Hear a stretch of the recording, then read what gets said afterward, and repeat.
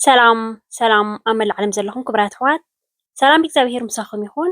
ናይ ሎሙዓንቲ መደበይ እምበኣር ክትፈትውዎ ተስፋ እንዳገበርኩ ቅድሚ ናኦም ባለይ ግን እቶም ሓደሽኣት ዘለኹም ላይክ ሳብስክራይብ ኮመንት እንዳገበርኩም ንዚ መዓልታዊ ሒዜ ዝመፅእ ቪድዮታት ተኻፈልቲ ክትኮኑ ብክብሪ ዕድመኩም። እቶም ምሳይ ፀናሕኩም ከዓ ከም ቀደምኩም ምትብባዕኹም ኣይፈለየኒ። ናይ ሎሙዓንቲ ብሓንሳብ ኬድና ንሰርሖ እምበኣር ኣዝያ ጥዕምቲ ቁርሲ ንዓና ንደቅና እንትኸውን ናይ 8 ደቂቕ ናይ 10 ደቂቕ ክንሰርሕ ኢና። መጀመርያ ብሮኮሊ የድልየና።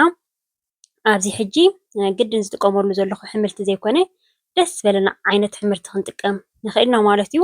ብፍላይ ቆልዑት እንተልዮምና ኮይኖም ወይ ከዓ ዓበይቲ ኮይና ኣሕምልቲ ዘይንፈቱ እንተኮይና ከምዚ ጌርና ሽፍንፍን ኣቢልና ማለት እዩ እቲ ናይ ኣሕምልቲ ትሕዝቶ ከዓ ክንረኽቦ ንኽእል ኢና ማለት እዩ። ዋላ ዓበይቲ ብዙሕ ኣሕምልቲ ዘይበልዓሎም ማለት እዩ። ብፍላይ ከምዚ ዓይነት ኣሕምልቲ ኮይንካ ንፀብሒ ጌርና ካብ ክንበልዖ ከምዚ ጌርና እንተሰሪሕናዮ እቲ ትሕዝትኡ ብምሉእ ከሎ ከይከደ ከሎ ሓዊ ዕርዩ ምውት ዝበለ ከይኮነ ንረኽቦ ኢና ማለት እዩ።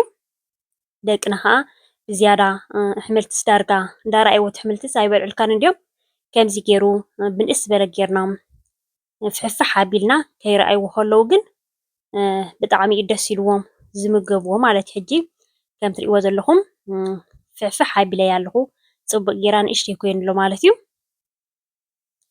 ሕጂ ኣብዚ ሓደ ገይረ ኣለኹ ኣብዚኣ ንክልቲአን እዚአን ድንሽ ከዓ ፍሕፍሕ ኣቢልና ናብኡ ክንገብሮ ኢና። ክልተ ድንሽ እየ ተጠቒመ ዘለኹ እቲ በዝሒ ናይ ስድራ ተኮይኑ ብዝሕ ዝበለ ተኮይኑ ኣብዝሕ ክነብሮ ንኽእል ኢና ማለት እዩ። ናይ ሓደ ሰብ ተኮይኑ ናይ ክልተ ሰብ ተኮይኑ ዝተዓቐን ፀገም የብሉን እዩ። ውሕድ ዝበለ ክንገብሮ ንኽእል ኢና ማለት እዩ። ሕጂ እቲ ድንሽ ኣብዚ ዋላ ማይ ጌርና ኣብስለ ኣቢልና ንእሽተይ እንደገና ከዓኒ እንታይ ዝበሃል በቲ ካራ ጌርና ህርም ህርም ኣቢልና ከማን ክንጥቀሞ ንኽእል ኢና። ግን ከምዚ ጌርና ተፋሕፊሕናዮ ከዓ ንክበስል ኣይንንጉን እዩ ማለት እዩ። እዚአን ክልተ ድንሽ ሓፂበ ፅቡቅ ጌረ ቀሊጠ ከዓ ከምዚ ጌረ ተፋሕፊሐየን ኣለኹ ማለት እዩ። ካልእ ብክልተ እዚኣ ብድንሽን ብብሮኮሊና ንጥቀም ዘለና ማለት እዩ። ካብዚ ንላዕሊ ብሰለስተ ዓይነት ንክሰርሖ እንተደሊና ወይ ካብ ሓደ ዓይነት ኣብ ገዛና ንረኽቦ ብፍላይ ቁርሲ ብጣዕሚ ኢና ንሽገር ማለት እዩ። ሓደ ሓደ ግዜስ በቃ እንታይ ክሰርሕ እየ ኢልካ ኢኻ ተብል ሕጂ እተን ትፈልጣ ትፈልጣ ኢኽን እተን ዘይትፈልጣ ከዓ ትሰርሓ ማለት እዩ። እተን ትፈልጣ ዝፀናሕክን ከዓ ነዊሕ ከይገበርክን ከይሰራሕክን ተፀኒሕክን ከዓ መዘኻኸሪ ክትኮነክን እያ። በርሰሜላ ከዓ ከምዚአን ትሪእየን ዘለኽን ዓቐን እንታይ ዝበሃል ጌርና ከዓ ክርትፍ ኣቢልና ናብኡ ክንገብሮ ኢና ማለት እዩ። ሕጂ ፅቡቅ ጌርና ሕውስውስ ኣቢልና ቀመማቱ ከዓ ክንገብረሉ ኢና ማለት እዩ። ከም ትሪእዎ ዘለኹም ድኽም ኢሉ ኣሎ በቃ ከምዚ ደቅና ብፍላይ ተኮይኖምሲ ኣይርእይዎን እዮም። ከምዚ ገይረ ድኽም ዝበለ ተኮይኑ ኣዝዩ ደስ ኢልዎም እዮም ክምገብዎ ዝኽእሉ ማለት እዩ። ሕጂ ኣብዚ እንቋቁሖ 4 እንቋቁሖ ኦርጋኒክ ማለት እዩ ልክዕ ከምዚ ናይ ዓድና ብዮ ይበሃል በዚ ናይዚ ዓዲ ከምኡ 4 ተጠቒመ ኣለኹ።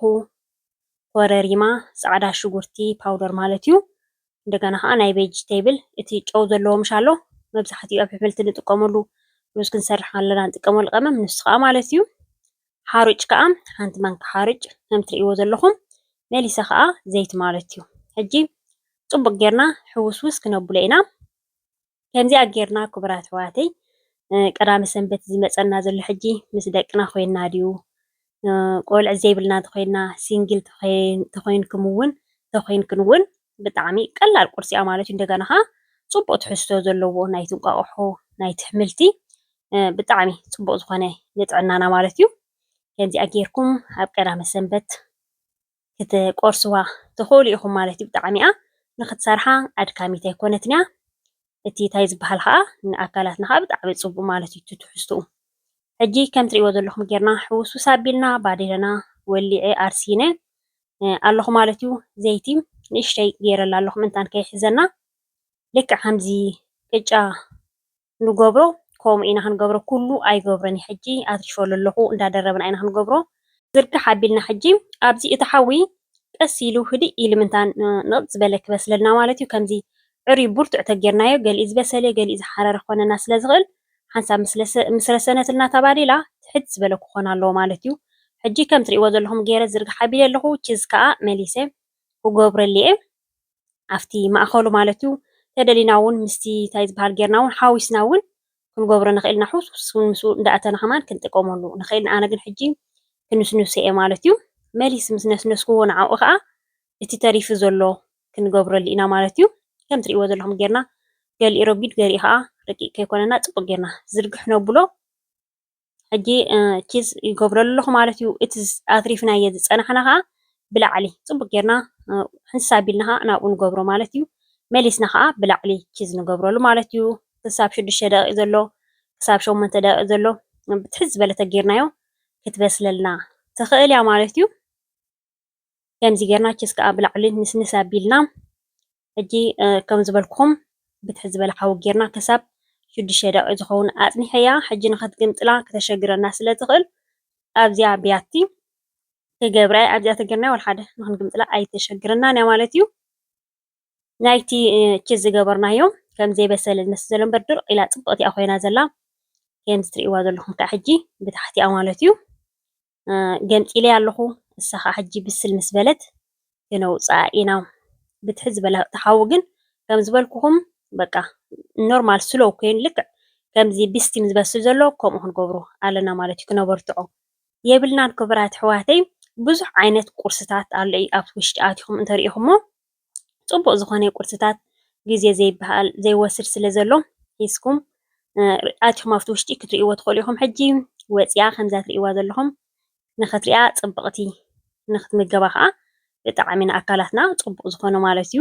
ሕጂ ከም ዝበልኩኹም ካብ ብፀብሒ ግብረ ኣቢልና እቲ ሕምልትታት ዋላ ዓበይቲ ሲ ካብ ኣነ ሕጂ በቃ ከምዚ ካብ ብፀብሒ ገይረ ክሰርሖ ከምዚያት ገይረ ሸፊነ ሸፋፊነ ንክትበልዖ ከለካ ኣዝዩ ጥዑም ምጥዓም ዘይኮንካ እቲ ናሃቱ ትሕዝቶ ኢኻ እትርኢ ማለት እዩ። መብዛሕትኡ ሲ ኣብ ምጥዓም ጥራይ ክንፀቅጥ የብልናን ንዓና ንጥዕናና ፅቡቅ ዝኾነ ንደቅና ከዓ ክነብል ኣለና ማለት እዩ። ከምዚኣ ግብረ ኣቢልና ብጣዕሚ ፅብቕቲ ዝኾነት ቁርሲ ፒሳ ዶ ክንብላ ክቡራት ኣሕዋተይ ብጣዕሚ ደስ ዝብለካ ብዘይቀለ ዓለም ግዜ ዝበሃል ዘይትወስድ ደቅና ክምገብዋ ዝኽእሉ ንሕና እውን ክንምገባ ንኽእል ከምዚ ጌርና ተደሊና ምስ ሻሂ ጌርና ማለት እዩ ምስ ካፌ ቡና ድዩ ጌርና ከም ቁርሲ ክንጥቀመላ ንኽእል። ደቅና ትምህርቲ ተውዒሎም እውን ከም ጣዓመት እውን ክንጥቀመላ ንኽእል ኢና ማለት እዩ። ብጣዕሚ እያ ቀላል ዝኾን በሊዕኻዮ ከዓ ካብ ከብድኻ ኣይጎድልን ሕዝ ዘቢልካ ይፀንሕ ማለት እዩ። ብጣዕሚ እዚ ቁርስ ኣቢልካ ንስራሕ ተኸይድካ እውን ብጣዕሚ ሃይ ፕሮቲን ማለት እዩ። ገለ ዓይነት ዝኾነት ቁርሲ ብሓንሳብ ኬድና ሰሪሕና ከምዛ ትሪእዋ ዘለኹም ክቡራት ኣሕዋተይ ናይ ሎማዓንቲ መደበይ ነዚ ይመስል። ብሓንሳብ ኬድና ድሰራሕናያ ንቐደም በሉ ኣይረሳዕኹን እየ ንሎማዓንቲ እምበኣር ኣብዚ ከኣኽለኒ እዩ ጀሚረ ክሳብ ዝውድእ ዝተኸታተልኩምኒ ካብ ልቤ ዘመስግነኩም። ክትኣቱ ከለኹም ላይክ እንተዘይገርኩም ክቡራት ኣሕዋተይ ክትወፁ ከለኹም ከዓ ላይክ ኣይትረስዑ። ንዓይ ብጣዕሚ ሓጋዝ እዩ። እዚ ናይ ክሽነ ስራሕ ይርዳኣና እዩ። ንዓይ ጥራይ ዘይኮነ ከዓ እዚ ቅልል ዝበለ ከዓ ብዙሓት ኣሕዋትና ከዓ ክጥቀሙሉ ይኽእሉ እዮም ማለት እዩ። ስለዚ ናይ ሎማዓንቲ ኣብዚ ከኣኽለኒ እዩ። ብካልእ ትሕዝቶ ክሳብ ዝምለሰኩም ሰሰና እዩ።